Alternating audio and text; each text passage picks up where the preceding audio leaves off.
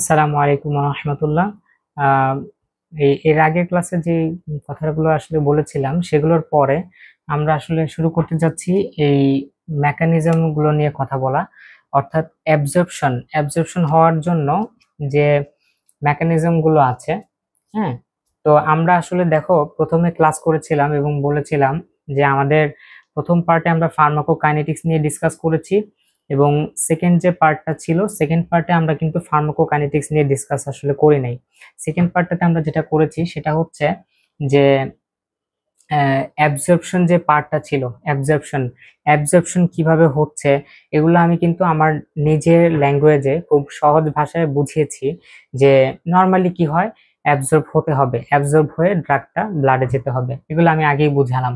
তো এখন একটা জিনিস লক্ষ্য করো যে অ্যাবজর্পশন হওয়ার জন্য আমি তখন অ্যাবজর্পশন পড়াতে গিয়ে আমি হচ্ছে কিছু কথা বলেছিলাম আগের কথাতে যে অ্যাবজর্পশনের জন্য আমি ফার্স্ট অফ অল হচ্ছে যে বায়োলজিক্যাল মেমব্রেন সম্পর্কে একটা কথা বলছি, যে আমাদের যে বডিতে যে সেলগুলো আছে, তো এই সেলগুলো হচ্ছে আসলে কি, মানে তোমার হচ্ছে ফসফোলিপিড বাইলেয়ারের, ঠিক আছে।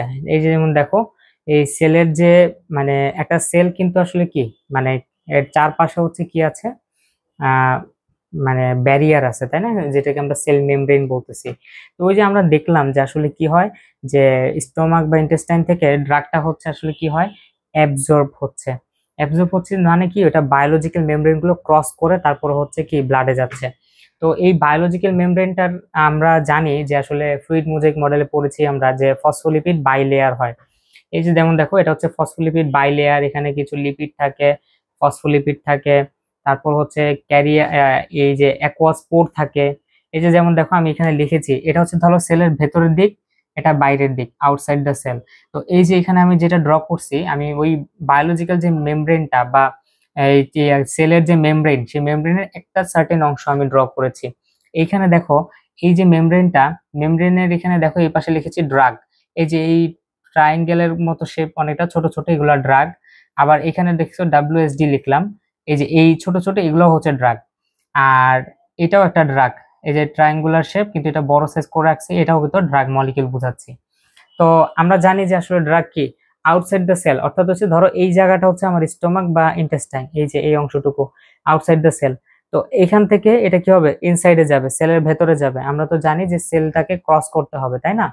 তো সেলের ভেতরে যদি যেতে হয় তাহলে যেটা করতে হবে সেটা হচ্ছে বায়োলজিক্যাল মেমব্রেনকে ক্রস করে যে সেলের ভেতরে প্রবেশ করতে হবে। এখন কি কি মেকানিজমে করতে পারে, আচ্ছা এখানে আরো একটা জিনিস বলতেই, যে এখানে দেখো একটা জিনিস লিখে রাখছি, এটা হচ্ছে অ্যাকোয়াস পোর। আবার এই যে কালো করে এই যে যে অংশটা, এটার নাম দিছি ক্যারিয়ার প্রোটিন, ঠিক আছে। তো আসলে কি কি ঘটনা ঘটবে আসলে আমরা এগুলো একটু দেখবো, যে আসলে সেল মেমব্রেন এটা ফসফোলিপিড বাইলেয়ার, এটা আমরা অ্যানাটমি নিয়ে যখন ডিসকাস করবো আরো ডিটেইলি বলবো। আর এই ফসফোলিপিড বাইলেয়ারে ক্যারিয়ার প্রোটিন থাকে, চ্যানেল থাকে, এই যে যেমন দেখো অ্যাকোয়াস পোর আছে, তারপর হচ্ছে এগুলো থাকে আর কি নর্মালি। হ্যাঁ, তো এখন দেখো আমি যেটা বলতেছিলাম যে মেকানিজম অফ অ্যাবজর্পশন, দেখো খুব সিম্পলি বোঝাচ্ছি। অ্যাবজর্পশনের যে মেকানিজম গুলো আছে, যে পসিবল যে মেকানিজম গুলো, সেই মেকানিজম গুলোর মধ্যে অন্যতম একটা হচ্ছে এই এই তিনটা প্রসেস আছে একদম প্রিন্সিপালি। আমি আগের ক্লাসটা ওইখানে শেষ করি নাই, আগের ক্লাসটা আমার হচ্ছে শর্ট ছিল খুব।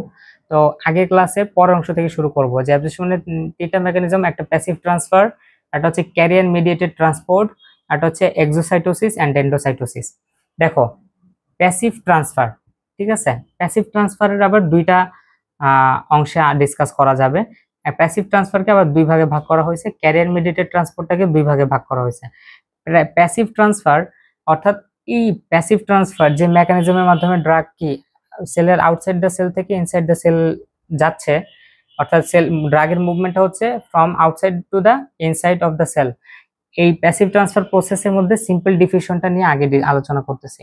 সিম্পল ডিফিউশনে আসলে কি কি ঘটে আমরা আসলে এইটা নিয়ে কথা বলবো। দেখো সিম্পল ডিফিউশনে আসলে যে যে ঘটনাগুলো ঘটবে, যে প্রথমে কিছু শর্ত রয়েছে, যে drugs should be lipid soluble, ঠিক আছে। আমার একটা ড্রাগ লিপিড সলিউবল হইতে হবে, ঠিক আছে। তারপর হচ্ছে movement towards concentration gradient, concentration gradient, তারপর হচ্ছে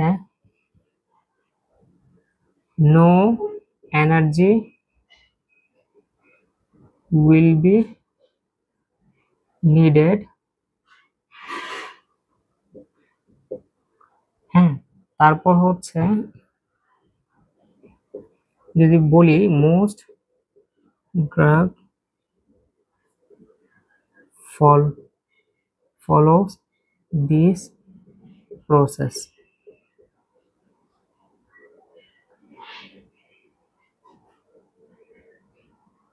আচ্ছা, এখন আমি একটু এগুলো নিয়ে একটু কথা বলি যে সিম্পল ডিফিউশনে যা যা ঘটে তা আমি সিম্পলি বলে দিলাম, যে আসলে এখানে লিখে দিছি যে আসলে সিম্পল ডিফিউশনে কি কি ঘটে। দেখো সিম্পল ডিফিউশনে যেটা ঘটে সেটা হচ্ছে কি যে এই কয়েকটা ঘটনা ঘটবে। আচ্ছা, যে ড্রাগ গুলো নর্মালি হচ্ছে, আচ্ছা প্রথমে আমি বলি, দেখো আমার ভাষায় বলি, diffusion, simple diffusion just simply diffusion হবে, তার মানে কি ব্যাপন হওয়া। ডিফিউশন সম্পর্কে আমরা জানি যে আসলে মানে হাই কনসেন্ট্রেটেড এরিয়া থেকে লো কনসেন্ট্রেটেড এরিয়াতে যাওয়া, এবং এটা হচ্ছে স্পন্টেনিয়াসলি হয়। অর্থাৎ ধরো মনে করো সাপোজ এখানে আমি একটা পারমিয়েবল মেমব্রেন দিলাম, যে মেমব্রেনটা কি করা কি মানে মানে থেকে এই পাশে ধরো হচ্ছে এই পাশে কিছু দিলাম গ্যাস, এই পাশে দিলাম, এই পাশে ধরো কম আছে এখানে বেশি আছে। আমরা জানি হাই কনসেন্ট্রেশনের থেকে এটা কি হবে, লো কনসেন্ট্রেশনের দিকে এই গ্যাস মলিকিউল গুলো মুভ করবে না। আমরা জানি যে পারফিউম আমরা যারা ইউজ করছি যে বা রুম স্প্রে, যখন আমরা রুম স্প্রে স্প্রে করি তখন হচ্ছে আসলে কি হয়, এটা ওই একটা জায়গায় তো থাকে না, এটা ছড়িয়ে যায়। তো এটা কি ব্যাপন বা ডিফিউশন প্রসেস, ওই হাই কনসেন্ট্রেশন এরিয়া থেকে এটা লো কনসেন্ট্রেশন আশেপাশে এরিয়াতে এটা ছড়িয়ে যাবে। তো এটা হচ্ছে কি মানে ডিফিউশন প্রসেস। তো এখন ডিফিউশন প্রসেসের জন্য কোনো এনার্জির দরকার নাই, এটা এমনি আপনা আপনি হবে, স্পন্টেনিয়াসলি হবে, স্বতঃস্ফূর্ত হবে। এক্ষেত্রে কোনো মানে এনার্জি দেওয়াটা আসলে মানে ম্যান্ডেটরি না। আচ্ছা এবার আসো যে সিম্পল ডিফিউশন। দেখো সিম্পল ডিফিউশনে যেটা ঘটে সেম কাজটাই হয়, যে এখানে দেখো drug should be lipid soluble. Lipid soluble মানে কিছু ড্রাগ আছে এগুলো হচ্ছে তোমার হচ্ছে লিপিড সলিবল হয়, মানে নর্মালি ওয়াটার সলিবল ড্রাগ আছে যেগুলো শুধু ওয়াটারেই ডিজলভ হয়, ওয়াটারের সাথে মিক্স হয়। আবার কিছু ড্রাগ আছে সেগুলো জাস্ট হচ্ছে লিপিডের সাথে সলিবল হয়, এমনি অন্য কিছুর সাথে আসলে সলিবল কখনো হবে না, সেটাও লিপিডের সাথে সলিবল হবে, ওয়াটারের সাথে কিন্তু ডিজলভ হবে না। ঠিক আছে, তো এই বিষয়টা বুঝতে হবে যে কিছু ড্রাগ সেগুলো হচ্ছে আসলে লিপিড সলিবল। ঠিক আছে, তো সেগুলো হচ্ছে মানে খুব সুন্দরভাবে লিপিডের সাথে মিক্স হয়ে যাবে। আর কিছু ড্রাগ হচ্ছে ওয়াটার সলিবল, সেগুলো ওয়াটারের সাথে কেবল মিক্স হয়। তো লিপিড সলিবল ড্রাগ গুলোর কথা আমরা যদি বলি, যেমন ধরো মনে করো এই যে ড্রাগ গুলো, এই যে যেমন আমাদের মেমব্রেনটা কি ছিল, বায়োলজিক্যাল মেমব্রেন বা সেল মেমব্রেনটা, সেটা হচ্ছে আসলে ছিল লিপিড, ফসফোলিপিড বাইলেয়ার। তো এই যে ড্রাগ গুলো আমি এখানে দেখাইছি, এই ড্রাগ গুলো হচ্ছে লিপিড সলিবল ড্রাগ। অর্থাৎ যে ড্রাগ গুলো কি হবে, এই ড্রাগ গুলো ডিরেক্ট এই লিপিডের সাথে ডিজলভ হয়ে যাবে, অর্থাৎ মেমব্রেনের সাথে ডিজলভ হয়ে যাবে। এরপর এই পাশ থেকে এই পাশে চলে আসবে ক্রস করে, তখন এই যে এই পাশে, এই যে এই পাশে, এই যে দেখো এই পাশে চলে আসলো, দেখছো এই পাশ থেকে এই পাশে চলে আসলো, ডিরেক্ট ক্রস করলো না। তো এই প্রসেসটা হচ্ছে সিম্পল ডিফিউশন। অর্থাৎ প্রথম হচ্ছে drugs should be lipid soluble হইতে হবে, তাহলে এই ড্রাগগুলো লিপিড সলিবল হবে। তারপর হচ্ছে কি এটা মেমব্রেনে ডিজলভ হবে, হয়ে মেমব্রেনকে ডিরেক্ট ক্রস করে ওই পাশ থেকে মানে আউটসাইড দ্য সেল থেকে, সেলের আউটার পোর্শন থেকে ইনার পোর্শনের দিকে চলে আসবে, এবং এই মুভমেন্ট হবে টুয়ার্ডস কনসেন্ট্রেশন গ্রেডিয়েন্ট। তার মানে ওই যে ড্রাগ মলিকিউলগুলোর যে মুভমেন্টটা, সেই মুভমেন্টটা হচ্ছে কি টুয়ার্ড কনসেন্ট্রেশন গ্রেডিয়েন্ট। অর্থাৎ হচ্ছে এটা হচ্ছে লো হাই কনসেন্ট্রেশন থেকে লো কনসেন্ট্রেশনের দিকে যাওয়া, এই কথাটাকে আমরা বলি toward toward the concentration gradient. তার মানে এই কথাটা হচ্ছে এটা, যে অর্থাৎ হচ্ছে ড্রাগ মলিকিউলটা হচ্ছে কি মানে লো কনসেন্ট্রেশন থেকে হাই কনসেন্ট্রেশন থেকে লো এর দিকে, হাই থেকে লো এর দিকে যাবে, এটাকে আমরা বলি toward the concentration gradient, high থেকে লো এর দিকে। ঠিক আছে, এই হচ্ছে কথা। তারপর হচ্ছে যে no energy will be needed, কোনো এনার্জি লাগবে না এখানে, এটা আমরা জানি এটা স্পন্টেনিয়াস একটা প্রসেস ডিফিউশন। তাহলে আসলে এটা কি কোনো এনার্জি লাগবে না। যেটা হবে ড্রাগ মলিকিউলগুলো হাই কনসেন্ট্রেশন থেকে লোয়ের দিকে মুভ করবে সুন্দরভাবে, এই ক্ষেত্রে কোনো এনার্জি প্রয়োজন হবে না। ঠিক আছে, গেল। এরপর আসো যে মোস্ট ড্রাগ মানে most drugs follow most drugs follow this process. তার মানে বেশিরভাগ ড্রাগ আসলে কিন্তু এই প্রসেসটাই ফলো করে, সিম্পল ডিফিউশন। জাস্ট কি হবে দেখো, এই যে ড্রাগটা আসছে, এই ড্রাগটা আসার পরে এটা লিপিডে সলিউবল হয়ে ডিরেক্ট এই মেমব্রেনকে ক্রস করবে, ক্রস করে মানে সেলের আউটসাইড থেকে সেলের ভেতরে ইনসাইড দ্য সেল এটা চলে যাবে। তাহলে একদম সিম্পল ডিফিউশন হচ্ছে basically the drugs which are lipid soluble that dissolved into the biological membrane, cell membrane, and directly cross the cross, or we can say directly diffuse from the outside of the cell to the inside of the cell by simple diffusion process, by or we can say toward the concentration gradient। তার মানে দেখো ওই এই কথাগুলো দিয়ে, এই পয়েন্টগুলো দিয়ে আমি কিন্তু আমার সেন্টেন্স গুলো মেক করে ফেলতে পারতেছি। ঠিক আছে, দেন মোস্ট আমরা no energy will be needed there and most drugs follow this process. আচ্ছা, গেল হচ্ছে সিম্পল ডিফিউশন। এটাই হচ্ছে জাস্ট সিম্পল ডিফিউশন, অর্থাৎ ডিরেক্ট এসে ডিজলভ হয়ে, মানে যেহেতু এটা লিপিড সলিউবল, লিপিডে আসে ডিজলভ হয়ে লিপিড থেকে ক্রস করে আবার আউটসাইড থেকে ইনসাইড সেলের ভেতরে চলে আসলো, এটা হচ্ছে direct simple diffusion, high concentration থেকে লো কনসেন্ট্রেশন দিকে। অর্থাৎ সেলের আউটসাইডে আসলে কনসেন্ট্রেশন আমরা জানি বেশি থাকে, হাই। ড্রাগ আমরা যখন ড্রাগটা খাই, তো আমার খাওয়ার পর তো ড্রাগটা স্টোমাক বা ইন্টেস্টাইনেই থাকে, এবং আউটসাইডে সেখানে কনসেন্ট্রেশন বেশি, আর সেলের ভেতরে কিন্তু কনসেন্ট্রেশন কম, তো হাই থেকে তখন লো এর দিকে যায়। এই হচ্ছে মানে কি, মানে ডিরেকশনটা হচ্ছে high to low, toward the concentration gradient, outside to inside, এটা হচ্ছে ডিরেকশন। তো এই ছিল সিম্পল ডিফিউশন। এই সিম্পল ডিফিউশন সম্পর্কে বললাম, এটা আমাদের বলার পরে এরপর হচ্ছে ধরো আমরা কি আছে বলতো, প্যাসিভ ট্রান্সফারের মধ্যে আরেকটা অংশ আছে, যে সেটা হচ্ছে ফিল্ট্রেশন। দেখো ফিল্ট্রেশনটা সম্পর্কে বলি। ফিল্ট্রেশনটা হচ্ছে, আচ্ছা এই পোরশনটা আমাদের আলাদা, ঠিক আছে, এটা আলাদা রাখি। ফিল্ট্রেশন ফিল্ট্রেশনটা তেমন কিছুই না, যে দেখো আমাদের বায়োলজিক্যাল মেমব্রেনে যে এরকম দেখো, এটা কি লিখছিলাম, অ্যাকোয়াস পোর আছে। অ্যাকোয়াস পোর যে ড্রাগগুলো ওয়াটার সলিউবল, এই যে আমি দেখো এখানে ডব্লিউএসডি লিখছি, মানে অর্থাৎ হচ্ছে ওয়াটার সলিউবল ড্রাগ, এটাকে আমরা সংক্ষেপে লিখছি ডব্লিউএসডি। এই যে দেখো, এই যে ওয়াটার সলিউবল ড্রাগ, যে এগুলো হচ্ছে ওয়াটার সলিউবল ড্রাগ।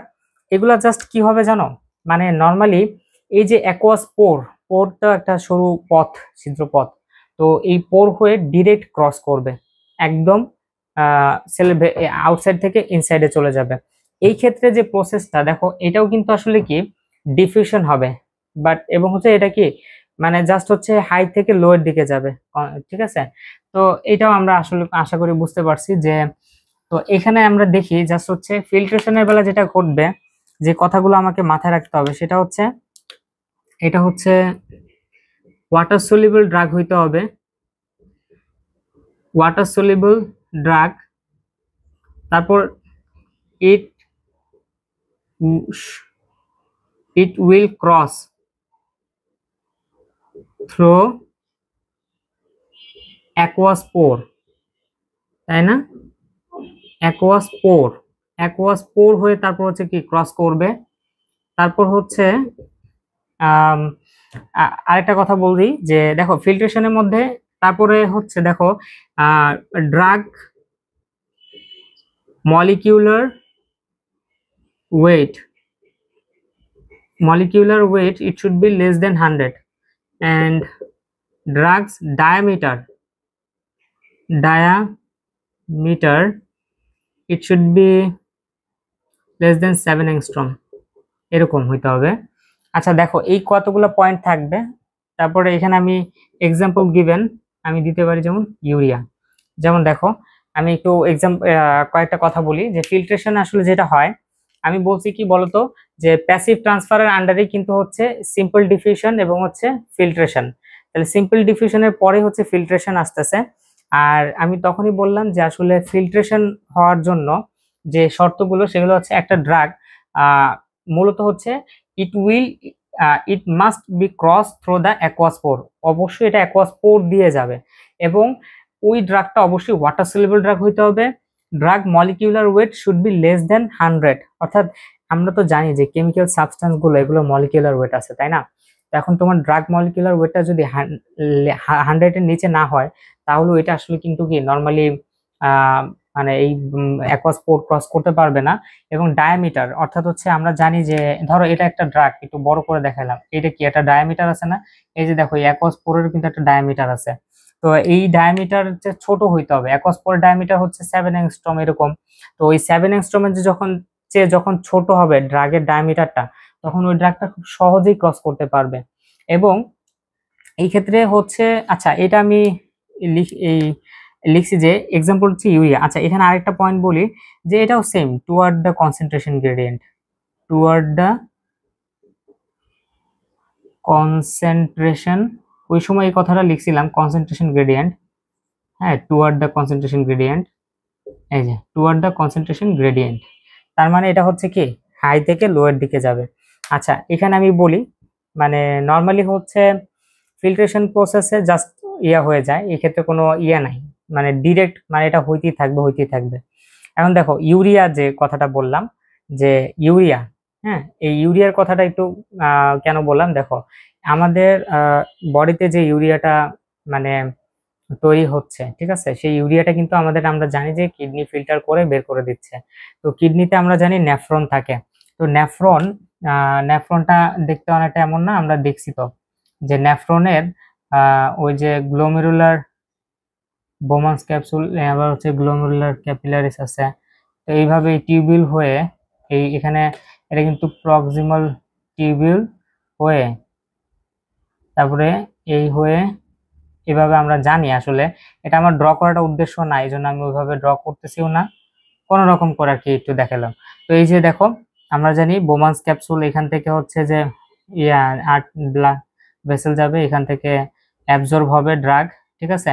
আর এই যে এখানে এটা হচ্ছে টিউবিউল, তো টিউবুলার পার্টে কি হবে, এই যে দেখো এখানে ব্লাড ভেসেল থাকবে, ব্লাড ভেসেল থেকে ডিরেক্ট ইউরিয়া গুলো এই লুমেন, অর্থাৎ এই যে টিউবুলের ভেতরে চলে যাবে, টিউবুলের ভেতরে চলে গিয়ে এটা ইউরিনের সাথে পরে ফাইনালি কিডনি হয়ে বের হয়ে যাবে।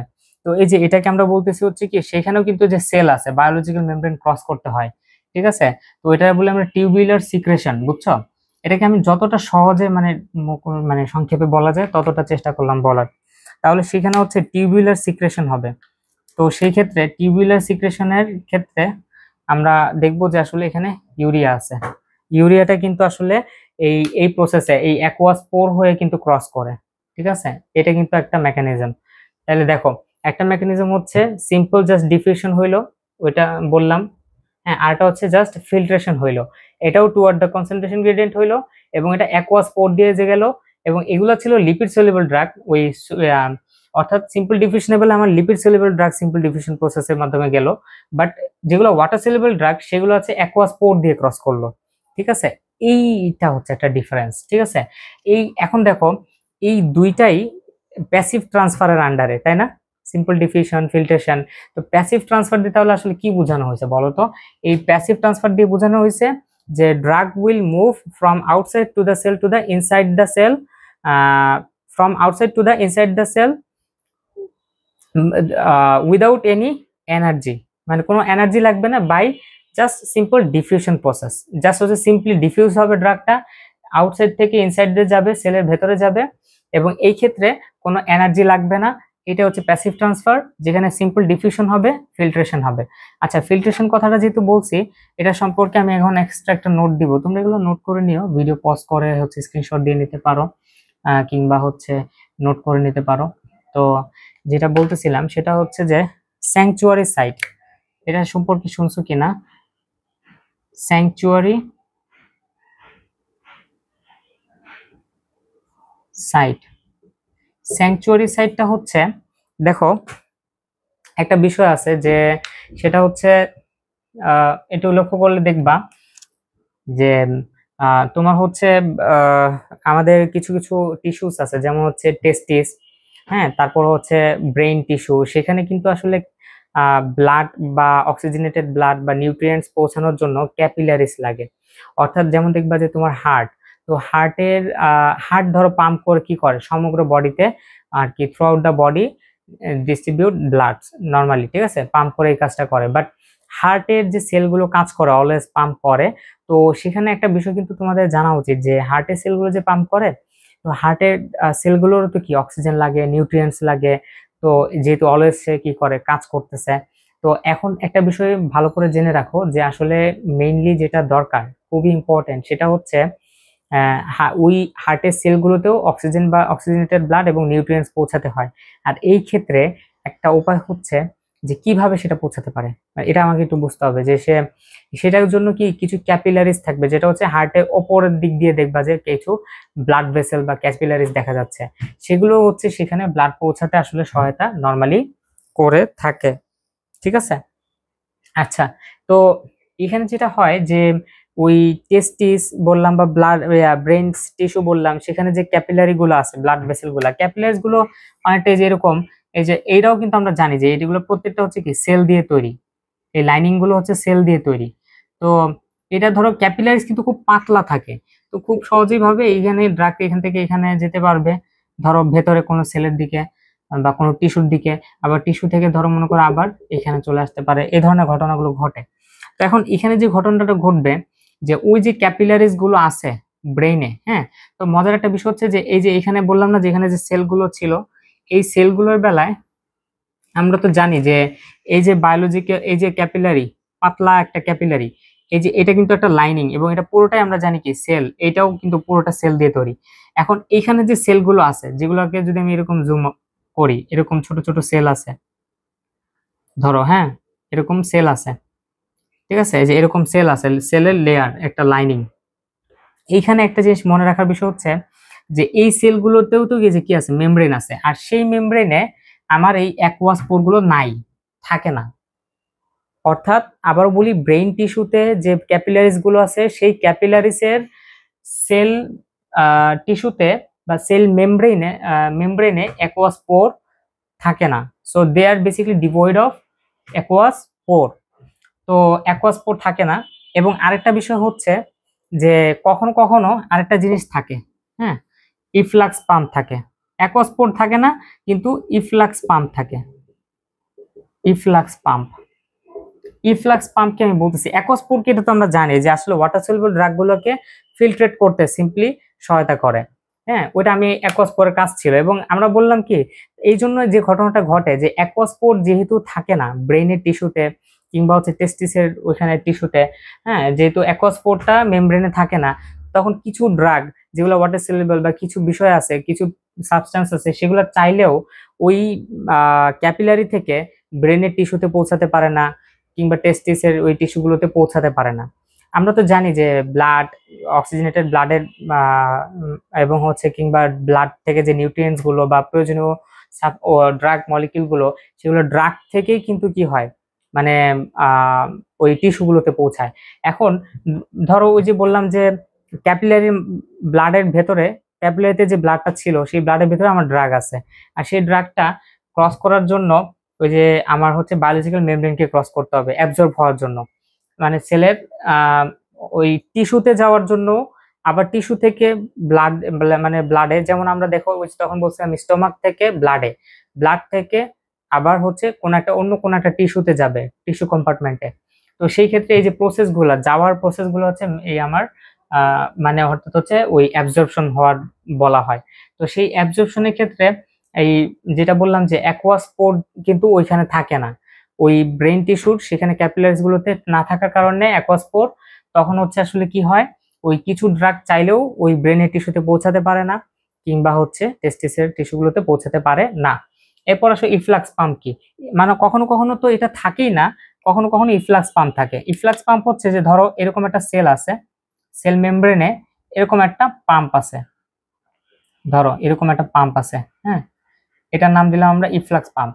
ইফ্লাক্স পাম্পের কাজটা হচ্ছে কি, এই যে সেল মেমব্রেনের মধ্যে এরকম ইফ্লাক্স পাম্প আছে, ধরো একটা এই যে কিছু ড্রাগ এভাবে ভেতরে আসলো, ও করবে কি এই ড্রাগটাকে এইখানে থাকতে দিবে না, উল্টা পাম্প করে বের করে দিবে, বাইরে বের করে দিবে। সেলের আউটসাইড থেকে ইনসাইডে গেছিল নরমালি, ধরো কতগুলো ড্রাগ, এই ড্রাগ গুলোকে ও কি করতেছে, আবার সেলের বাইরে বের করে দিতেছে পাম্প করে।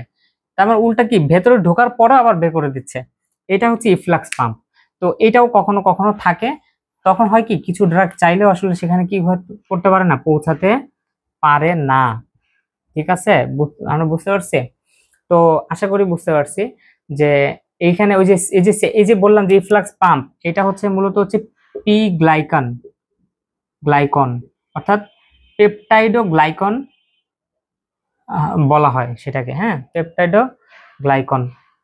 ঠিক আছে, পি আমরা সরি, এটা হচ্ছে যে এরকম পি গ্লাইকো প্রোটিন।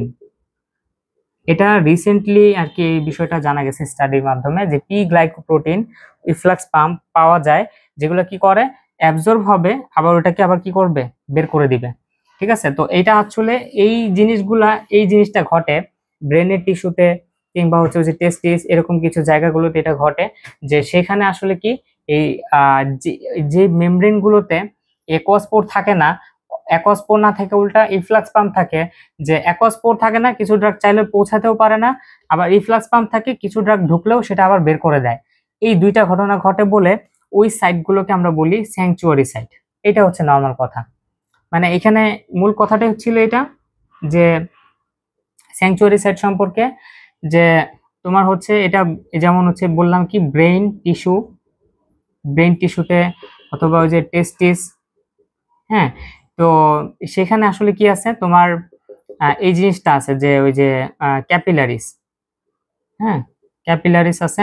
তো ওই ক্যাপিলারিসে কি হবে, এই এই অ্যাকোয়াস্পোর থাকবে না, হয় অ্যাকোয়াস্পোর যদি না থাকে ইফ্লাক্স পাম্পও থাকতে পারে, তখন হচ্ছে কি সেটা অ্যাবজর্ব হতে দেয় না। ওই সাইটগুলো যেখানে অ্যাকোয়াস্পোর নাই, যেখানে ইফ্লাক্স পাম্প আছে, তো ওই সাইটগুলোকে আমরা বলি স্যাংচুয়ারি সাইট। এইটা হচ্ছে মূল কথা। তাহলে গেল হচ্ছে আসলে তোমার প্যাসিভ ট্রান্সফার সম্পর্কে সিম্পল ডিফিউশন ফিল্ট্রেশন আমরা প্রসেস জানার পরে একটা এক্সট্রা ইনফরমেশন দিলাম এখানে।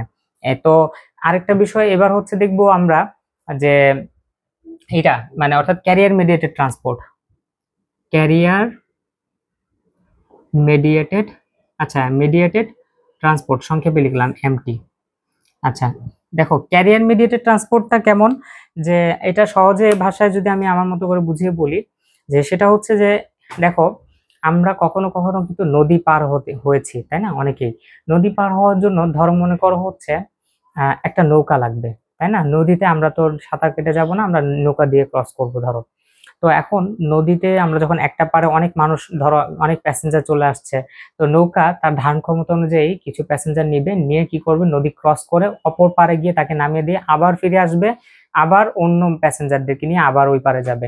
ঠিক ক্যারিয়ার প্রোটিন গুলো, যেগুলো আসলে ক্যারিয়ার করে ড্রাগ মলিকিউলকে, ক্যারি করে তারপর কি করে, এই যে দেখো ক্যারিয়ার প্রোটিন আমি লিখে রাখছি, ক্যারি করে ওই পাশ থেকে, অর্থাৎ আউটসাইড দ্য সেল, ওই পাশ থেকে সেলের ইনার সাইডে নিয়ে আসবে, এবং এসে তারপরে আবার ভেতরে পৌঁছে দিবে। এই প্রসেসটা হচ্ছে আমার ক্যারিয়ার মেডিয়েটেড ট্রান্সপোর্ট। আচ্ছা, তাহলে এই ক্যারিয়ার থাকবে, মানে একটা বাহক থাকবে, ক্যারিয়ার হচ্ছে আমার ড্রাগটাকে পৌঁছাতে সহায়তা করবে, ক্রস করতে সহায়তা করবে। এবার আসো আমি একটু দেখি যে ক্যারিয়ার মিডিয়েটেড যে ট্রান্সপোর্টটা, এটাকে আবার দুইটা ভাগে ভাগ করছি, অ্যাক্টিভ ট্রান্সপোর্ট, ফ্যাসিলিটেটেড ডিফিউশন। দেখো অ্যাক্টিভ ট্রান্সপোর্টটা, ক্যারিয়ার মিডিয়েটেড ট্রান্সপোর্টের মধ্যে আমি অ্যাক্টিভ ট্রান্সপোর্টের কথা বলি। আচ্ছা, আশা করি ক্যারিয়ার মিডিয়েটেড ট্রান্সপোর্ট কথাটাই হচ্ছে এটা, যে কোনো একটা ক্যারিয়ার থাকবে, সেটা হচ্ছে আমার ড্রাগটাকে, দেখো সিম্পল ডিফিউশনে কি ছিল, জাস্ট লিপিড সলিউবল ড্রাগগুলা ডিরেক্ট এই বায়োলজিক্যাল মেমব্রেনকে ক্রস করে এই পাশ থেকে এই পাশে ডিফিউশনের মাধ্যমে চলে আসতো। আর ফিল্ট্রেশনের ছিল, ওইটাও ছিল প্যাসিভ ট্রান্সফারের মধ্যে, যে just toward the concentration gradient হইতো, হাই থেকে লোয়ের দিকে যাইতো, ওই ওয়াটার সলিউবল ড্রাগগুলো, এই অ্যাকোয়াস্পোর যেগুলো মলিকুলার ওয়েট কম, তারপর পার্টিকেল সাইজ ছোট, ডায়ামিটার কম, সেগুলো এই মেমব্রেন এই অ্যাকোয়াস্পোর দিয়ে ক্রস করতে পারতো। আর ক্যারিয়ার মিডিয়েটেড ট্রান্সপোর্টের মধ্যে অ্যাক্টিভ ট্রান্সপোর্ট একটা অংশ। আমি দেখি অ্যাক্টিভ ট্রান্সপোর্টটা কি, অর্থাৎ এই অ্যাক্টিভ ট্রান্সপোর্টটা করার জন্য আমাকে দেখো কয়েকটা পয়েন্ট জানতে হবে। ফার্স্ট অফ অল হচ্ছে এখানে অ্যাক্টিভ ট্রান্সপোর্টের জন্য প্রথমত হচ্ছে একটা জিনিস, যে এটা হবে, এটা it should be career protein লাগবে, ক্যারিয়ার প্রোটিন লাগবে। তারপর হচ্ছে কি ক্যারিয়ার প্রোটিন থাকলে হবে না, এটা বায়োলজিক্যাল মেমব্রেনে, এটার জন্য energy will be needed, energy will be needed, energy must be needed, energy লাগবেই ভাই, ঠিক আছে, এনার্জি উইল বি নিডেড। তারপর হচ্ছে এটা কিন্তু এরকম একটা ঘটনা হবে,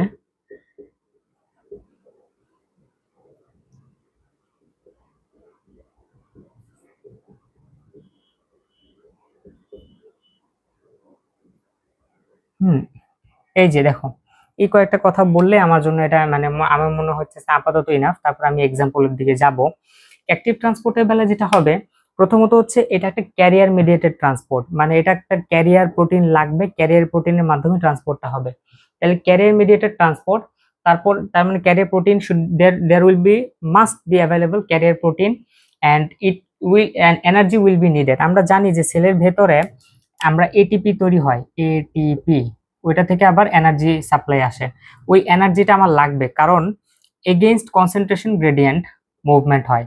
অর্থাৎ ড্রাগের যে মুভমেন্টটা, ড্রাগ তোমার হচ্ছে কোন দিকে হয় মুভমেন্টটা, এগেইনস্ট কনসেন্ট্রেশন গ্রেডিয়েন্ট।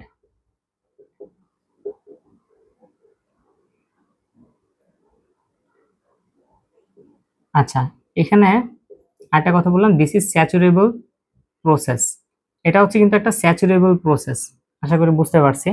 যেমন দেখো এখানে একটা কথা বলছিলাম আমি, যে আসলে কি এগেইনস্ট কনসেন্ট্রেশন গ্রেডিয়েন্ট মুভমেন্ট হবে ড্রাগ মলিকিউলের। এগেইনস্ট কনসেন্ট্রেশন গ্রেডিয়েন্ট বলতে আসলে আমি কি বুঝাইছি আমি সেটা তোমাদেরকে একটু বলি। যেমন দেখো এই যে মানে মেইনলি হচ্ছে যে এখানে যে ড্রাগটা আছে, আমরা তো বলছিলাম যে কি এগেইনস্ট কথাটা যদি বাদ দেই, তাহলে দেখো কনসেন্ট্রেশন গ্রেডিয়েন্ট মুভমেন্ট, তার মানে কি হাই থেকে লো এর দিকে, আর এগেইনস্ট কনসেন্ট্রেশন গ্রেডিয়েন্ট মুভমেন্ট অর্থাৎ হাই থেকে লো এর না, লো থেকে হাই। আমি যখন এগেইনস্ট কনসেন্ট্রেশন গ্রেডিয়েন্ট বলি তখন আমি বুঝাচ্ছি যে এরকম যে লো থেকে হাই কনসেন্ট্রেশনের দিকে যাবে, কিন্তু আসলে নর্মালি তো এটা ঘটে না, তাই না? আচ্ছা দেখো, আমাদের একটা মজার বিষয় হচ্ছে কখনো কখনো হইতে পারে যে ড্রাগ মানে বাইরে থেকে, ধরো এখন সেলের ভেতরে ড্রাগের পরিমাণ বেশি, হ্যাঁ, কিন্তু বাইরে সেলের ড্রাগের পরিমাণ কম, তো আমরা হয়তো চিন্তা করতে পারি যে ভাই ডিফিউশন তো যদি হয়, তো ওই ক্ষেত্রে এরকম হইতো, তখন কি হইতো যে মানে বাইরে হাই কনসেন্ট্রেশন থেকে ভেতরে লো কনসেন্ট্রেশনের দিকে আসতো। কিন্তু এই ক্ষেত্রে এই জন্যই আমার এনার্জিটা লাগে, এই জন্য আমার এনার্জি লাগে যেহেতু এটা কি ক্যারিয়ার প্রোটিন আছে এখানে, একটা ম্যাটার যে ক্যারিয়ার প্রোটিন কি করে ড্রাগটাকে এই পাশ থেকে নিয়ে এই পাশে এনে সেলের ভেতরে পৌঁছে দেয়। ওই বায়োলজিক্যাল মেমব্রেনের মধ্যে দিয়ে ক্যারিয়ার প্রোটিন কি করে ড্রাগকে পাস করতে সহায়তা করে। তাহলে সেখানে আরেকটা বিষয় হচ্ছে কি যে এখানে যদি মানে ধরো লো কনসেন্ট্রেশনে থাকে, বাইরের দিকে কনসেন্ট্রেশন যদি কমও থাকে, আর ভেতরে যদি সেলের ভেতরে যদি ড্রাগের মলিকিউল বেশি হয়ে যায়, কনসেন্ট্রেশন বেশি হয়ে যায়, তবুও আমার ডিরেকশন হবে ওয়ান ওয়ে। এই যে দেখো এদিকে দিয়ে রাখছি দাগটা, এইদিকে আরো দিয়ে রাখছি, তার মানে এটা ওয়ান ওয়ে হবে, অর্থাৎ হচ্ছে অলওয়েজ কি আউটার পার্ট থেকে ইনার পার্ট হবে, সব সময় ইনার পার্টের দিকে যাবে। তাহলে এই মুভমেন্টটা কি লো, এমন কি ইভেন এখানে যদি লো হয় এখানে হাই হয়, তাও কি এটা লো থেকে হাই এর দিকে যাবে, ঠিক আছে। এইটাই, এইটার জন্য আমার এনার্জি লাগবে। তো এই জন্য আমরা এই কথাটাকে আমরা যে বলি যে হাই থেকে লো, ওটাকে বলছি টুয়ার্ড দ্য কনসেন্ট্রেশন গ্রেডিয়েন্ট। আর যদি আমি বলি লো থেকে হাই, উল্টা, তার মানে সেটা হচ্ছে কি এগেইনস্ট কনসেন্ট্রেশন গ্রেডিয়েন্ট মুভমেন্ট। তারপরে দিস ইজ স্যাচুরেবল প্রসেস। স্যাচুরেবল প্রসেস বলতে ওই যে আমি বলছিলাম যে নৌকাটা কি করে, যে একবার কিছু লোকজন যতটুকু ধারণ ক্ষমতা নিবে, নেয়ার পরে ওই পাশে পার করে দিয়ে আবার ফিরে আসবে এবং আবার হচ্ছে সে লোক নিবে। তার মানে এই প্রসেসটা যখন নৌকা ভরে দিচ্ছে, সে চাইলেও ওইখানে যদি আরো মলিকিউল থাকে, আরো মানুষ থাকে, তাদেরকে নিতে পারতেছিল না। সেম ড্রাগ মলিকিউল যে এখানে আসলো, এই যে দেখো একটা ট্রায়াঙ্গেল শেপ ড্রাগ, তো এটা এখানে আসার পরে নর্মালি আসলে কি হবে, নর্মালি হচ্ছে এই ক্যারিয়ার প্রোটিনের সাথে বাইন্ড করবে, মানে কমপ্লেক্স ফর্ম করবে। এই যে দেখো ট্রায়াঙ্গেলটা ঠিক এই শেপটার সাথে বসে গিয়ে একটা কমপ্লেক্স বানায় ফেলবে, অনেকটা এরকম। এই যে একটু দেখানোর জন্য বলি, এই যে এরকম, এই যে এইভাবে, এইভাবে গিয়ে এই যে এইভাবে এই যে বসে যাবে, ঠিক আছে। এইভাবে,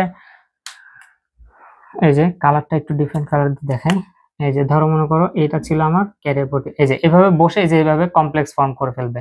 তো এই কমপ্লেক্স ফর্ম করার পরে তারপরে হচ্ছে কি হবে, এইখান থেকে ডিরেক্ট ট্রান্সপোর্ট হয়ে এই পাশে এসে আবার সেটা ডিসোসিয়েট হয়ে যাবে, আবার ভেঙে গিয়ে আবার সেটা কি করবে, ওই ড্রাগটাকে সেলের ভেতরে দিয়ে আবার সে চলে যাবে আগের জায়গায়।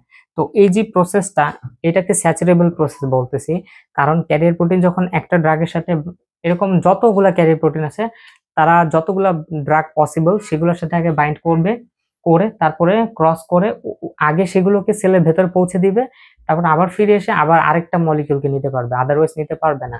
তো এই জন্য এই প্রসেসটাকে আমরা বলতেছি স্যাচুরেবল প্রসেস। হ্যাঁ, তো এই হচ্ছে কথা। এখন দেখো কিছু কথা বলি, যে যেমন ধরো মনে করো ড্রাগস লাইক ন্যাচারাল মেটাবোলাইটস, যেমন হচ্ছে লেভোডোপা, আয়রন, সুগার, হ্যাঁ এই যে এগুলো পাবা, লেভোডোপা, হ্যাঁ ন্যাচারাল মেটাবোলাইট, তারপর হচ্ছে আয়রন, সুগার, হ্যাঁ তারপর হচ্ছে কিছু প্রোটিন। তো এগুলো দেখবা আসলে অ্যামাইনো অ্যাসিড। তো এগুলো হচ্ছে আসলে মানে তোমার হচ্ছে এই প্রসেসে আসলে কি হয়, ক্যারিয়ার অ্যাক্টিভ ট্রান্সপোর্টের মাধ্যমে, অর্থাৎ কি হয়, ট্রান্সপোর্ট হয়। অর্থাৎ ক্যারিয়ার মেডিয়েটেড ট্রান্সপোর্টের একটা পার্ট হচ্ছে অ্যাক্টিভ ট্রান্সপোর্ট, সেই অ্যাক্টিভ ট্রান্সপোর্টের মাধ্যমে হচ্ছে এটা হয়। আচ্ছা গেল হচ্ছে এটা। এখন একটা এক্সাম্পল দেই, যে দেখো মানে এখানে স্যাচুরেবল প্রসেস হওয়ার কারণে মানে ড্রাগ মলিকিউলগুলো, molecules molecules will compete to each other, will compete to each other। এখানে এই কথাটা আমি কেন লিখলাম দেখো, অর্থাৎ হচ্ছে এখানে যে ঘটনাটা ঘটবে সেটা হচ্ছে যে এটা স্যাচুরেবল প্রসেস হওয়ার জন্য যেটা হবে যে মানে একজন একজনের সাথে মানে আমরা কম্পিট করি না, যেমন নৌকায় আমি আগে উঠবো তাহলে আমি আগে ওই পারে যেতে পারবো, তো ওরকম ড্রাগ মলিকিউল গুলো কি হবে, স্যাচুরেবল প্রসেস, তো তো একটা মলিকিউল একটা মলিকিউলের সাথে কম্পিট করে, যে আগে গিয়ে বাইন্ড করবে এই ক্যারিয়ার প্রোটিনের সাথে সে তাকে আগে পার করে দিবে, তারপরে এসে আরেকজনকে নেবে, তো ওই জন্য কম্পিট করবে। তো আমরা একটা এক্সাম্পল যদি বলি, যে আমরা জানি ইনফেকশনের জন্য আমাদের ব্যাকটেরিয়াল ইনফেকশনের জন্য এরকম পেনিসিলিন একটা অ্যান্টিবায়োটিক, এইটা অ্যান্ড প্রোবিন অ্যাসিড, প্রোবিন অ্যাসিড, হ্যাঁ এই প্রোবিন অ্যাসিড, ঠিক আছে, পেনিসিলিন এবং প্রোবিন অ্যাসিড এই দুইটাকে যখন আমরা একসাথে দিব, দেখো পেনিসিলিন দিলে সে নিজের কাজটা করবে নর্মালি, এটা কোনো, এবং হচ্ছে আবার কি বডি থেকে বের হয়ে যাবে তার কাজ করে, মানে মেটাবলিজম হবে, এক্সক্রিশন হয়ে বের হয়ে যাবে। কিন্তু এই প্রোবিন অ্যাসিডটা একসাথে কেন দেই, প্রোবিন অ্যাসিড দিলে পেনিসিলিনের বডিতে এটা লং টাইম থাকবে, এর ডিউরেশন অফ অ্যাকশন বেড়ে যাবে, it will stay in the body for prolong period of time. Why? এর কারণ, এটা কারণটা হচ্ছে যে ওই যে পেনিসিলিন এটা আসলে কি এবং probenecid, they will compete to each other, তারা কম্পিট করবে কিসের জন্য, ফর টিউবুলার সিক্রেশন। ওই যে আমাদের গ্লোমেরুলার ফিল্ট্রেশনের যে টিউবিউল গুলো আছে, প্রক্সিমাল টিউবিউল, ডিসটাল টিউবিউল, তো সেখানে আমরা জানি যে প্রক্সিমাল টিউবিউল বা ওই টিউবিউলের সেই ইনার যে টিউবিউলের যে লাইনিং সেল আছে সেগুলো থেকে ক্রস করবে না, অর্থাৎ ব্লাড থেকে টিউবিউলার সেল হয়ে একদম মানে লুমেন সাইডে চলে যাবে, তারপর কি ওই যে ইউরিনের সাথে মিক্সড হয়ে ইউরিন হয়ে বের হয়ে যাবে, মানে কিডনি হয়ে বের হয়ে যাবে।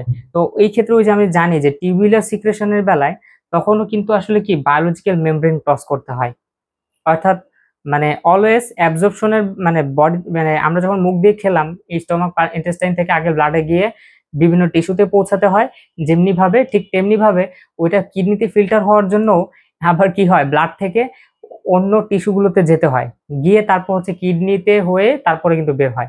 তো সেখানেও কিন্তু বায়োলজিক্যাল মেমব্রেন ক্রস হয়, তো সেখানে কিন্তু ওই যে বললাম যে সেখানেও এই প্রসেসটা আছে।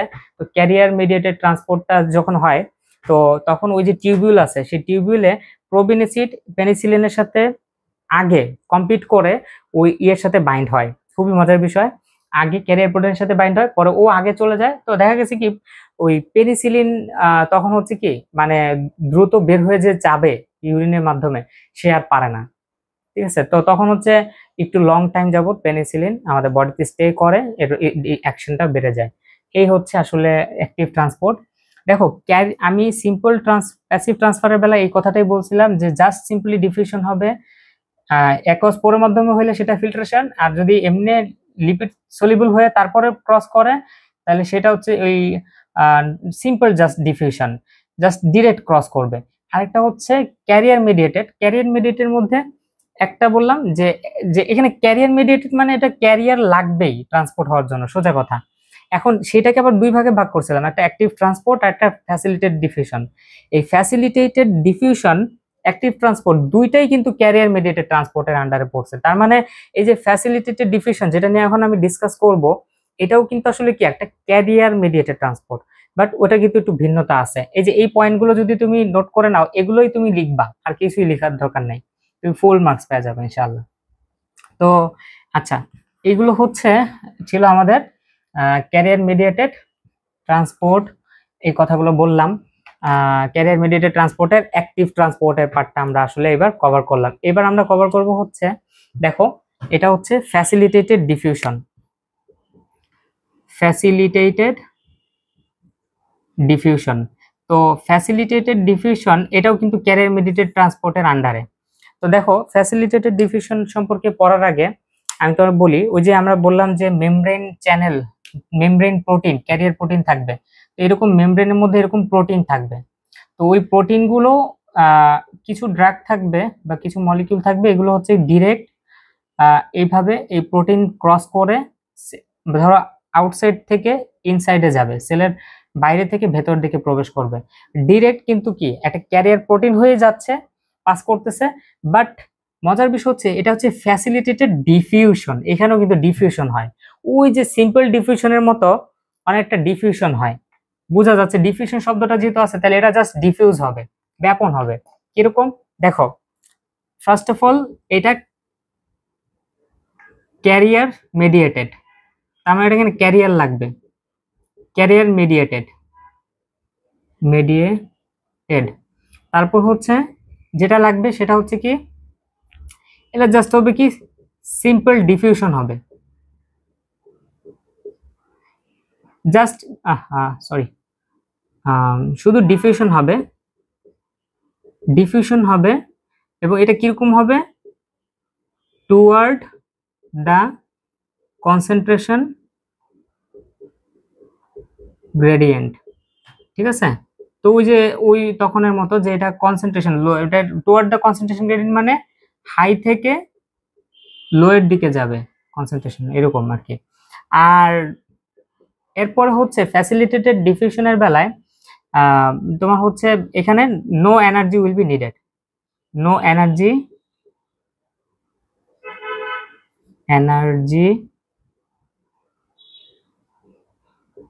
won't be needed। ঠিক আছে, কোনো এনার্জি প্রয়োজন হবেই না। ঠিক আছে, এক্সাম্পল গিভেন গ্লুকোজ, আমাদের গ্লুকোজ মলিকিউল এভাবে ক্রস করে, বুঝছো? আচ্ছা দেখো, ফ্যাসিলিটেটেড ডিফিউশন, হ্যাঁ দেখো এটাও ক্যারিয়ার মেডিয়েটেড, মানে অর্থাৎ অ্যাক্টিভ ট্রান্সপোর্ট সেখানেও ক্যারিয়ার মেডিয়েটেড ছিল, ফ্যাসিলিটেটেড ডিফিউশন এটাও ক্যারিয়ার মেডিয়েটেড। যে এখানে দেখো ক্যারিয়ারের মাধ্যমে জাস্ট ক্রসটা করবে, বাট এটা এই ক্ষেত্রে no energy won't be needed, কোনো এনার্জি লাগবে না, কারণ এটা জাস্ট সিম্পলি ডিফিউশন হবে। ক্যারিয়ার প্রোটিনের মাধ্যমে যদি ক্রস করুক, বাট সেটা কি জাস্ট সিম্পল ডিফিউশন হবে, মানে কি সিম্পলি এটা হবে টুয়ার্ড দ্য কনসেন্ট্রেশন গ্রেডিয়েন্ট। এটা এমন না হাই থেকে লো এর দিকে যাবে, অলওয়েজ লো থেকে হাই দিকে না, অলওয়েজ হাই থেকে লো এর দিকে যাবে, এক প্রথম শর্ত। দ্বিতীয় শর্ত এটা ক্যারিয়ার প্রোটিন হয়ে ক্রস করবে, এরকম নর্মাল এই যে সিম্পল ডিফিউশন হয়ে যাবে না, মানে ডিরেক্ট মেমব্রেন ক্রস করবে না, একটা ক্যারিয়ার প্রোটিন হয়ে যাবে, প্রথম শর্ত। দ্বিতীয় শর্ত কি সেটা জাস্ট হাই থেকে লোয়ের দিকে যাবে। ঠিক আছে, এবং কোনো এনার্জি লাগবে না, অ্যাক্টিভ ট্রান্সপোর্টে কিন্তু এনার্জি লাগতো, এবং যেমন এক্সাম্পল গ্লুকোজ। তো আশা করি বুঝতে পারছি, এটা ছিল কি আমাদের এই ফ্যাসিলিটেটেড ডিফিউশন। দেখো আমরা কিন্তু ক্যারিয়ার মেডিয়েটেড ট্রান্সপোর্টের মধ্যে দুইটাই পড়ে, অ্যাক্টিভ ট্রান্সপোর্ট এটাও ক্যারিয়ার মেডিয়েটেড, ফ্যাসিলিটেটেড ডিফিউশন এটাও ক্যারিয়ার মেডিয়েটেড। তাহলে ক্যারিয়ার মেডিয়েটেড দুইটাই ক্যারিয়ারের মাধ্যমে জাস্ট ক্রস করে বায়োলজিক্যাল মেমব্রেন। তাহলে দেখো এই যে অ্যাবজর্পশনটা যে এই সম্পর্কে এটা একটা মানে মেকানিজম ছিল। তাহলে এই জিনিসটা বলার পর এবার আসো যে আমাদের এটাও শেষ, এটা খুবই সিম্পল ছিল, দেখছো খুব বেশি কিন্তু কঠিন ছিল না। তারপরে আমি এক্সাম্পলও দিয়ে দিলাম, বুঝাই দিলাম। এবার আমাদের লাস্ট এক্সোসাইটোসিস, এন্ডোসাইটোসিস। দেখো এক্সোসাইটোসিসটা কি যে আমরা তো জানি যে আসলে নিউরন সম্পর্কে আমাদের একটু হয়তো ধারণা আছে, তা আমি ধরো মনে করো কথা একটু কোনো রকম বোঝার জন্য একটা ধরো নিউরনের সেল বডি, একটা নিউরন নাকি কোনো রকম, এই যে আমরা জানি যে এরকম নিউরনের এরকম থাকে, যে সেটা হচ্ছে এটা নিউরনের সেল বডি থেকে একজন একজন হয়ে তারপরে এই যে হচ্ছে কি নার্ভ টার্মিনাল বলে এটাকে, শেষ অংশ নার্ভ টার্মিনাল। তো এখন আমরা জানি যে এইখানে এরকম একটা ভেসিকলের ভেতরে, হ্যাঁ, নার্ভ টার্মিনালে যেটা থাকে সেটা হচ্ছে কি, আমরা জানি না যে নিউরন থেকে নিউরনে বা নিউরন থেকে অন্য কোনো সেলে সিগন্যাল কিন্তু যায়, তাই না? অর্থাৎ এক সেল থেকে আরেক সেলের যে সিগন্যাল, মানে যেমন ধরো ওই যে আমার কোথাও একটু, মানে ধরো আমি আমার হাতটা এমন একটা জায়গায় রাখলাম যে জায়গাটা গরম, তো আমি এটা এত গরম যে এই জায়গাটা, এই হাতটা আমি সাথে সাথে তুলে ফেলতেছি। কারণ কি, এই যে আমাদের ব্রেইনে যখন সিগন্যালটা যাচ্ছে, তো ব্রেন কিন্তু আমাদেরকে আবার কি প্রথমত হচ্ছে এটা সেন্সরি সিস্টেমের মাধ্যমে, সেন্সরি নার্ভের মাধ্যমে সিগন্যাল ব্রেনে যাচ্ছে, ব্রেনে প্রসেস হচ্ছে, দেন হচ্ছে আফটার প্রসেসিং এটা আবার তোমার মোটর নিউরনের মাধ্যমে আমার কাছে সিগন্যাল আসতেছে, আমি সাথে সাথে হাতটা সরায় ফেলতেছি। তো এখন দেখো ওই যে এই যে ধরো বিভিন্ন রকমের সিগন্যাল ট্রান্সফার, তো এই বিভিন্ন রকমের মানে এগুলো করার জন্য আসলে আমরা জানি যে আসলে আবার নিউরন থেকে নিউরন, আবার নিউরন থেকে কোনো সেল, হ্যাঁ, তো এটা করার জন্য নর্মালি হচ্ছে কি এরকম নার্ভ এন্ডিং এ থাকে, মানে কিছু নিউরো ট্রান্সমিটার রিলিজ হয়। নিউরো ট্রান্সমিটার গুলো আমার ওই সিগন্যাল ক্রস মানে পৌঁছাতে মানে করে, মানে সিগন্যাল এক সেল থেকে আরেক সেলে নিয়ে যায়। তো এইখানে ধরো আরেকটা সেল থাকবে, তার কিছু ধরো এরকম রিসেপ্টর থাকবে, রিসেপ্টর। তো এইখানে ভেসিকল থাকবে, এই ভেসিকলের মধ্যে হচ্ছে ওই নিউরো ট্রান্সমিটারটা স্টোর থাকবে, যেমন হচ্ছে GABA, gamma amino butyric acid, norepinephrine, আমরা এগুলো জানি। তো তো এরকম অনেক কিছু থাকবে, এগুলো হবে কি এইখান থেকে বের হয়ে আসবে, বের হয়ে আসতে হবে এই ভেসিকলের মধ্যে স্টোর থাকা নিউরোট্রান্সমিটার কেমিক্যাল গুলো। সেটা কিভাবে বের হবে দেখো, এই যে নার্ভ এন্ডিং এ এখানে এসে এটা ফিউজ হবে, এই যে এইভাবে ভেসিকলটা এইভাবে ফিউজ হবে। আচ্ছা, জিনিসটাকে আরেকটু করে ধরো দেখাচ্ছি। এই যে এটা ছিল আমার ভেসিকলের মধ্যে ওই এটা, তো এখানে আইসা এই যে এইভাবে ফিউজ হইলো। ফিউজ হওয়ার পরে এই যে ইনার যে কন্টেন্ট গুলো ছিল, এই নিউরো ট্রান্সমিটার গুলো বের হয়ে আসবে, এসে পরবর্তীতে এই সেলের পরে যে আরেকটা সেল আছে সেই সেলের এই যে রিসেপ্টর গুলোতে এসে এই ড্রাগ গুলো বসবে, বা ওই সরি নিউরো ট্রান্সমিটার গুলো এসে বসবে। বসার পর তখন এই সেলটা আবার এটার পরে যে সেলটা আছে সেটা আবার স্টিমুলেট হবে, মানে কাজ করতে শুরু করবে। তার মানে এই যে দেখো এইভাবে সিগন্যাল যে ট্রান্সফার হচ্ছে, এই ক্ষেত্রে হচ্ছে কি হচ্ছে দেখো, কেমিক্যাল ছিল ভেসিকলের ভেতরে, সেই কেমিক্যালটা কি হবে, মানে জাস্ট হচ্ছে ওই মেমব্রেন যেটা ছিল, নর্মালি এটা কিন্তু এরকম মেমব্রেন ছিল, এরকম মেমব্রেন ছিল, বাট এইটা এইদিকে আসবে, এসে ট্রান্সপোর্ট হয়ে এসে এইভাবে মেমব্রেনের সাথে ফিউজ হবে, ফিউজ হয়ে তারপরে এই বাইরের এই কন্টেন্ট গুলো এভাবে বের হয়ে আসতেছে। এই প্রসেসটাই আসলে আমরা দেখব ঘটে। হ্যাঁ, তারপর দেখো তাহলে এখানে আমি বলতেছি যে এই ঘটনাগুলো এভাবে ঘটে, এটা আমরা বলতেছি exocytosis, exocytosis process, cytosis process. সেখানে কি হয়, ওই যে ধরো মনে করো এরকম ভেসিকলের মধ্যে এরকম কতগুলো কেমিক্যাল উপাদান থাকবে বা ড্রাগ থাকবে, যেটাই হোক থাকবে। তারপর হচ্ছে এই যে আমার এরকম যে বাইরের যে লেয়ারটা ছিল সেল মেমব্রেন, এইটা এইদিকে আসবে, এসে এটার সাথে এইভাবে ফিউজ হয়ে যাবে, ফিউজ হয়ে গিয়ে এই যে এই ড্রাগ মলিকিউল গুলো তখন এইভাবে বাইরে বেরোয় আসবে। এই প্রসেসটার নাম হচ্ছে আমার এক্সোসাইটোসিস। আচ্ছা, গেল হচ্ছে এটা। হ্যাঁ, খুব সিম্পল। এভাবে নিউরোট্রান্সমিটার গুলো কি হয়, আমি এক্সাম্পল দিলাম যে নিউরোট্রান্সমিটার গ্যাবা, এগুলো আসলে ওইভাবে রিলিজ হয়। তারপরে ধরো মনে করো হচ্ছে এন্ডোসাইটোসিস, যেমন vitamin B twelve, B twelve, তারপর হচ্ছে কিছু প্রোটিন, হ্যাঁ, এগুলো আমরা দেখবো যে এগুলো আসলে নর্মালি অ্যাবজর্ব হয় না, তো ওগুলো অ্যাবজর্ব হয় এই প্রসেসে এন্ডোসাইটোসিস, এন্ডোসাইটোসিস। তো এখানেও সাইটোসিস মানে সেলের ভেতরে, সেল এটাকে এনগালফ করে নেবে কিভাবে, যেমন আমি বলি যে এটা ধরো হচ্ছে সেলের মেমব্রেন, তো মেমব্রেনে এখানে অবশ্যই এরকম কিছু রিসেপ্টর থাকবে, এই যে এগুলো হচ্ছে ধরো রিসেপ্টর, আমি এগুলোকে এইভাবে দেই বোঝার জন্য। ধরো এইরকম কোন একটা ড্রাগ মলিকিউল এসে এটার সাথে এভাবে বসলো বা কিছু এসে এভাবে বসলো, তখন সেল বুঝতে পারবে এবং এটাকে পরবর্তী স্টেপে যেটা করবে, আমি যদি এখানে দেখাই ড্র করে,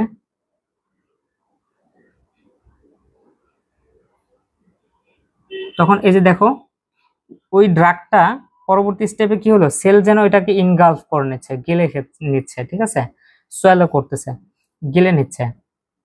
তা ইনগালফ করে এইভাবে হচ্ছে পরের স্টেপে কি হবে, যে এটা ভেতরের দিকে চলে যাবে এভাবে, ওই সেল মেমব্রেন থেকে একটা ভেসিকল তৈরি হইলো।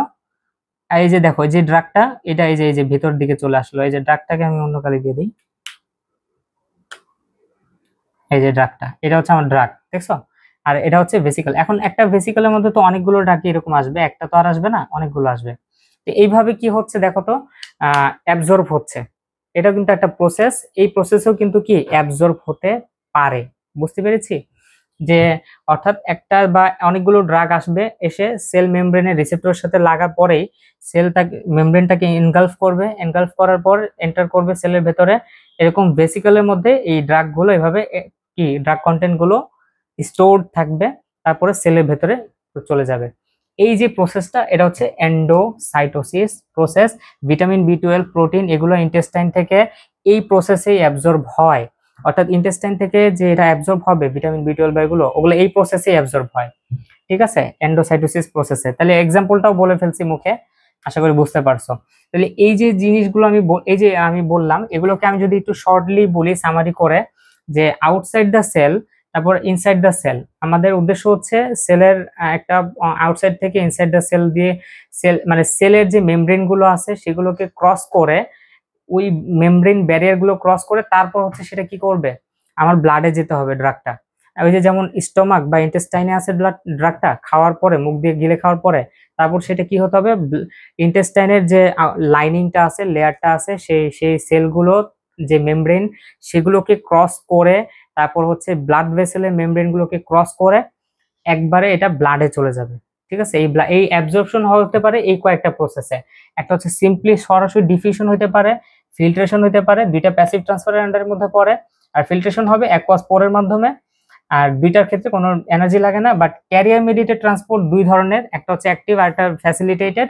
অ্যাক্টিভ ট্রান্সপোর্টে কি হয়, জাস্ট হচ্ছে ড্রাগ বাইন্ড হবে, এক পাশ থেকে ওই পাশে যাবে, যাওয়ার পরে কি হবে বলতো, আমি কি বলছিলাম, যে এই ক্ষেত্রে যদি আমার এনার্জি লাগে, তখন এনার্জি থাকলে একটা লাভ হবে কি, যে লো থেকে হাই এইদিকে কনসেন্ট্রেশন কমে গেছে অথচ সেলের ভেতরে বেশি, তাও আমার ডিরেকশন কোন দিকে, লো থেকে হাইয়ের দিকে থাকবে। ওই এটা কি হবে, against concentration gradient drug molecule will move. তো এটা কেন হবে, এনার্জি থাকবে বলে। তো সেই ক্ষেত্রে হচ্ছে ওটা অ্যাক্টিভ ট্রান্সপোর্ট। অ্যাক্টিভ ট্রান্সপোর্ট সম্পর্কে আমরা এক্সাম্পল দিছিলাম, পেনিসিলিন, প্রোবিন অ্যাসিড, এবং হচ্ছে সেখানে এটা ফ্যাসিলিটেট, ওই ওরা they will compete to each other, এই ধরনের কথাবার্তা বলছিলাম। তারপর হচ্ছে ফ্যাসিলিটেড ডিফিউশন, ওই জাস্ট হচ্ছে অ্যাক্টিভ ট্রান্সপোর্টের মধ্যে থেকে একটু ডিফারেন্ট কি, যে ফ্যাসিলিটেটেড ডিফিউশনের বেলা এনার্জি লাগে না, এখানে ডিফিউজ হয়, মানে জাস্ট লো, হাই কনসেন্ট্রেশন থেকে লোর দিকে যাবে, বাট ক্যারিয়ার প্রোটিনের মাধ্যমে যাবে, এইটা হচ্ছে একটা কথা। হ্যাঁ, আর হচ্ছে এক্সোসাইটোসিসে দেখলাম যে আসলে নিউরোট্রান্সমিটার এক্সাম্পল দিলাম, যে তারা হচ্ছে এক্সোসাইটোসিস প্রসেসে কি হচ্ছে, যে এই ভেসিকলে স্টোর থাকা ড্রাগ মলিকিউল গুলা, ওই বা কোন একটা কন্টেন্ট, কেমিক্যাল সাবস্টেন্স, সেটা হচ্ছে ওই মেমব্রেনে গিয়ে ফিউজ হয়ে তারপরে কন্টেন্ট গুলো বের করে দিচ্ছে। আবার একটা হচ্ছে এনগালফ করে নিচ্ছে, ওটা ছিল এন্ডোসাইটোসিস। তো এই ছিল প্রসেস, এগুলোই হচ্ছে অ্যাবজর্পশনের মেকানিজম। এগুলোই আমাদের মোটামুটি আর কি অ্যাবজর্পশনের মেকানিজম ছিল। আর একটা কথা বলি, ওই যে আমি বলছিলাম যে এই কথাটা ওই সময় দেখাইছি, যে দেখো এই যে এই কথাটা আমি আবার একটু বলতেছি, যে সেটা হচ্ছে মনে রাখার জন্য, এগুলো নোট করো, যে যেমন ধরো এই যে এই দুইটা লেয়ার নিয়েই কিন্তু আসলে কি, তোমার এন্ডোথেলিয়াল সেল থেকে এক্সোথেলিয়াল সেলের দিকে আগে ড্রাগ গুলো এইখান থেকে এন্ডোথেলিয়াল হয়ে তারপরে কিন্তু এই যে এটা একটা জাংশন, এই জাংশন হয়ে এক্সোথেলিয়াল সেলের দিকে যাবে। আর এই জাংশনটা, এই যে মাঝখানে যে জাংশন দুইটা সেলের মধ্যে, এই জাংশনটা ক্লডিন প্রোটিন দিয়ে তৈরি। ক্লডিন, ক্লডিন প্রোটিন, আশা করি বুঝতে পারছো। এই এই একটা ইনফরমেশন দিয়ে দিলাম, ঠিক আছে। তো এই হচ্ছে মোটামুটি আমাদের অ্যাবজর্পশন মেকানিজম গুলো। তো আজকের ক্লাসটা এই পর্যন্ত। এর পরের ক্লাসে ইনশাল্লাহ আমরা যেটা দেখব সেটা হচ্ছে এই যে অ্যাবজর্পশন হওয়ার বেলায়, দেখো আজকে আমরা প্রথমত হচ্ছে ফার্মাকোকাইনেটিক্স আমরা পড়েছি, তারপর ফার্মাকোকাইনেটিক্স এ পরে আমরা কিছু নর্মাল কথাবার্তা বলেছি যে অ্যাবজর্পশন সম্পর্কে, অ্যাবজর্পশন বলতে আসলে কি বোঝাচ্ছি। হ্যাঁ, তো তারপর হচ্ছে এই কথাটাও বলেছি যে অ্যাবজর্পশন হওয়ার জন্য কয়টা প্রসেসে ড্রাগ বায়োলজিক্যাল মেমব্রেনকে ক্রস করতে পারে, মানে অ্যাবজর্ব হইতে পারে। ঠিক আছে, অর্থাৎ ব্লাড মানে বডির কোনো একটা সাইড থেকে ব্লাডে যাবে, সিস্টেমিক সার্কুলেশনে, ব্লাড সার্কুলেশনে চলে যাবে, এখানেও অ্যাবজর্পশন হচ্ছে, আবার ব্লাড থেকে আবার বডির কোনো একটা অংশ যাবে, কোনো একটা টিস্যুতে যাবে, বা ফিল্টার হয়ে বের হয়ে যাবে। ওই যে মানে blood to tissue, tissue to blood, এই যে মানে মুভমেন্ট, এখানে যে অ্যাবজর্পশনটা হয়, এই অ্যাবজর্পশনের প্রসেসগুলো passive transfer, carrier mediated transport, আর হচ্ছে এক্সোসাইটোসিস, এন্ডোসাইটোসিস, এই তিনটা প্রসেস, এই তিনটা প্রসেসকে আমরা জাস্ট এক্সপ্লেন করলাম আজকের ক্লাসে। এখন